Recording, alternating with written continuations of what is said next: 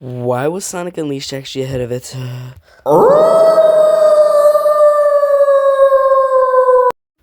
Hey guys, Sonic has gone through a lot of different eras over the years. Some Sonic games were loved immediately when they released, and others took years before fans really started to appreciate them. And if you've been part of the Sonic community for a while, you probably know exactly what I mean. Back in 2008, Sega released a Sonic game that looked incredibly ambitious for its time. It had cinematic cutscenes, huge levels, a brand new game engine, and a gameplay style that felt faster than anything Sonic had done before.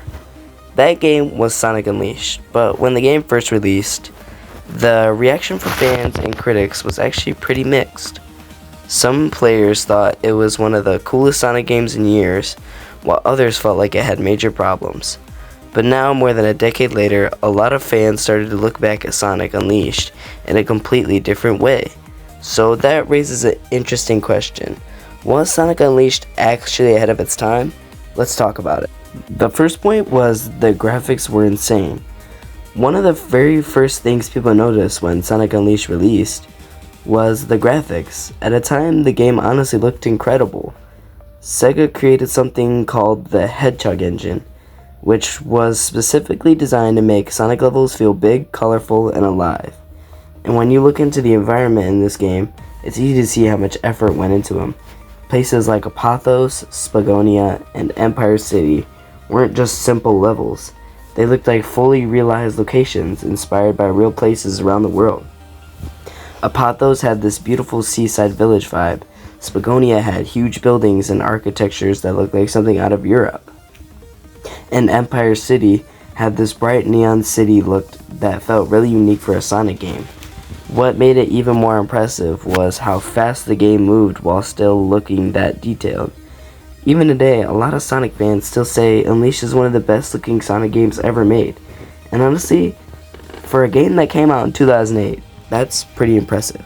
But the graphics weren't the only thing Sonic Unleashed introduced. The game also helped define something that would become a huge part of modern Sonic gameplay, and that is the boost gameplay. Now, technically the boost mechanic first appeared in Sonic Rush, but Sonic Unleashed was the first game it fully brought into a 3D Sonic game.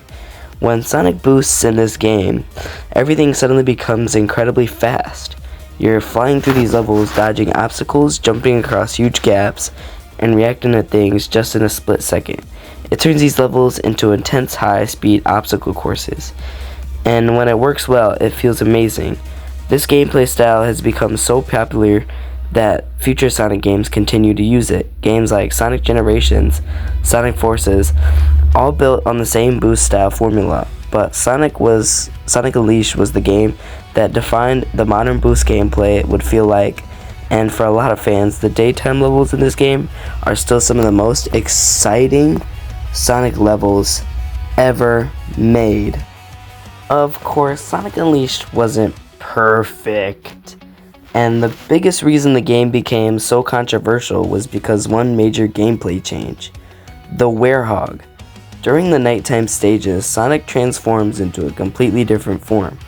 Instead of moving at high speed, the gameplay slows down and focuses more on combat and platforming, where the Werehog has stretchy arms, combo attacks, and a lot more fighting mechanics than a typical Sonic game.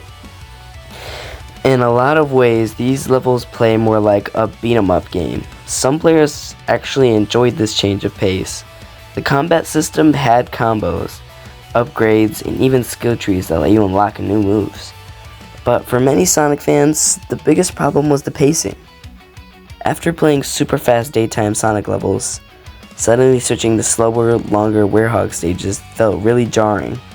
Some of these levels also last a pretty long time, which made the pacing feel even slower. Because of that, the Werehog ended up becoming one of the most criticized parts of Sonic Unleashed. Even today, it is still one of the most debated mechanics in Sonic history. But something interesting has happened over the years.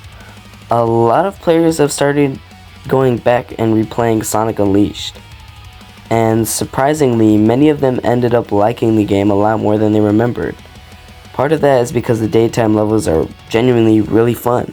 They're fast, they're challenging, and they feel incredibly satisfying once you learn the stages.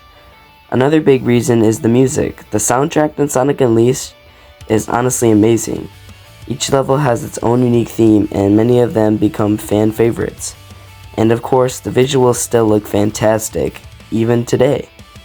But when you combine all those things together, it starts to make sense why so many fans have started to re-evaluate this game. So when you really think about it, Sonic Unleashed tried a lot of new ideas. Some of them worked really well, some of them were a bit more controversial, but it's really hard to deny the game was incredibly ambitious.